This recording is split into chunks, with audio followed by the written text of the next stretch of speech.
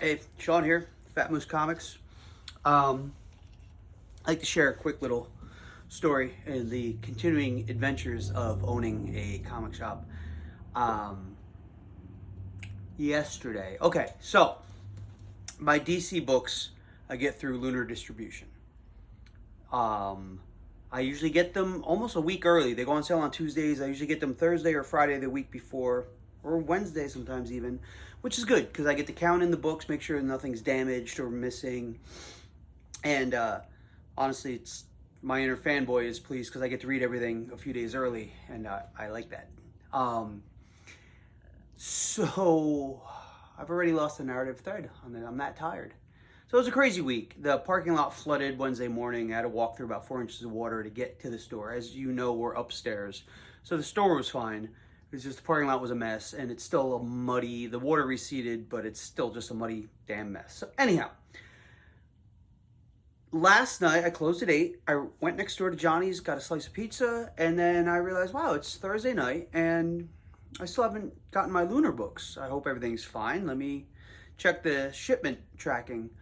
And lo and behold, it says, oh, the books were delivered at 2 p.m.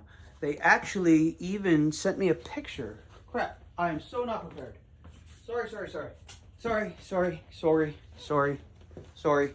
But on the website was a picture that looks like that, saying, hey, your books were delivered. Now, this is, I pay online for these books. The Diamond books come in on Tuesdays, and it's a COD, so I have to have a money order, so they have to bring them upstairs and get their money. Lunar, I pay online, so, yeah. So, when I first started with Lunar, it was FedEx, and FedEx sucks. Just no bones about it, they suck. One day, they just left the books outside on a Monday. We're closed on Mondays. Thankfully, my landlord called me. He's like, there's a box outside the store, and so he thankfully took the box to his store and held onto it for me. He comes back into this story. My landlord saved my bacon last night. So I see this picture at about 8:30 at night saying your books have been sitting outside since 2 p.m. I'm like, shit. So I go outside. I'm looking around. I look outside the building. I'll show you the video in a minute. And I don't see the books. I don't see the books at all. So I call my landlord. He's an older gentleman. I don't know what time he goes to bed, but now it's about close to 9 p.m. And I call him. I said, Fred, I'm so sorry to bother you. Did you see a box outside? I'm missing, like, a pretty good chunk of books. They say they were delivered, and they sent me a picture, but I don't know if somebody absconded with the books. He goes, well, send me the picture. So I sent them the picture, and he goes, oh, that's the back building. So there are two buildings here. There's the main building I'm upstairs. There's two apartments next door. Downstairs is the dry cleaners and Fred's coin shop and a little office space thing. Then there's a back building that Fred rents out to some contractors and stuff to store their equipment. And FedEx was like, there's a building, we'll just leave it there. So let me now do a very clumsy edit to the video showing you where the books were actually left. All right, so let's see exactly where they left this box, okay? Ugh, floor's all dirty from parking lot getting flooded. Look at unintentional strobe light. Pretty cool. Probably a fire hazard. Let's turn that off. Jesus. Jim Calafiore painting. Awesome. Okay, sorry. Let's see. So, as you saw from the picture, it was against a white background. So here's my back door, or my front door, which is in the back. My only door. So here is the back of the building, right? It's all white. You get over here, you can't really go around this side. Look at all the mud left over from the flooding. How lovely. So, my first thought was maybe it's against the back wall here. No, walk. I'm walking around. It's dark out. I'm tired. I just want to go home. No box. Okay, fair enough. Now, come around this side. More mud. Lovely. More white wall. And there was no box. More wall here, more mud here. This is the life I have now. So, I come all the way around the front, but the front of the building is all brick. I even went all the way over here, but no white wall. It's those, what are those, shingles? I don't even know what they're called. Anyhow. So it turns out the lovely, lovely FedEx people left my box of comics. And thank God, once again, Fred recognized the wall. Probably the bag of sand was his tip-off. I didn't even think they would leave it here. This is an entirely separate building. There's me. There's this. Fred rents it out as storage for some contractors. Look at all of this mud. Oh yeah, good times. So the box was there. Not there, where my store is, but all the way over here.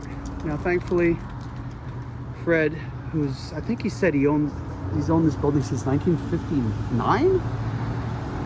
So he recognized the wall by the bag of sand and the crack in the wall. And so I was able to retrieve my books. Thankfully, they weren't damaged. They weren't wet. They weren't even moist or damp. And there, see over here is just a bunch of crap. But yeah, so that's where FedEx decided to leave my books. We shall have words, FedEx and I. Let me go back inside now, please. It's cold out. So yeah, there you go. They left like the entire box just outside at the back building, which I think technically is the same address, but still, come on, you know. So now, I had originally, it was FedEx that was delivering my Lunar books. Didn't care for their service. I had it switched to UPS, which was much better. Then arbitrarily a few weeks ago, it switched back to FedEx. I don't know why or how. And I was like, all right, they're doing a decent enough job. But now, based on what happened last night, now I have to get in touch with Lunar and switch my service back to UPS. The fun thing about Lunar is they don't have a phone number. You can't call anybody. It's all got to go through email and everything. So I'm going to email them and say, Dear Lunar, what the fuck? Please switch it back to UPS. But I got the books. I brought them in last night. I stayed late just to count them in, make sure everything was fine. And everything will be good for next week. The Lunar books, the DC Lunar stuff goes on sale Tuesdays. So what I do Sunday evenings, since we're closed Mondays, Sundays, I count everything in and do all the pulls for my reservists. And then I put everything on the shelves so I can be closed Monday. And when I open Tuesday morning, they're ready to go. But yeah, it's a minor heart attack last night when there's a photo saying all your books are outside and I couldn't find them. And thank God my landlord, he's a good dude. We get along just swell. Nice guy. I think he said, yeah, I think I said in the other video portion that he's owned the building since like 1959 or something. But thankfully, I sent him the picture. He goes, oh, it's over there.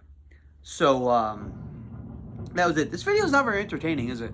I'm very tired. It's been a long week. So far, 2024, hopefully it'll get better. But that's it. Just another misadventure in owning a comic shop. Owning your own business is a hassle. Owning a comic shop?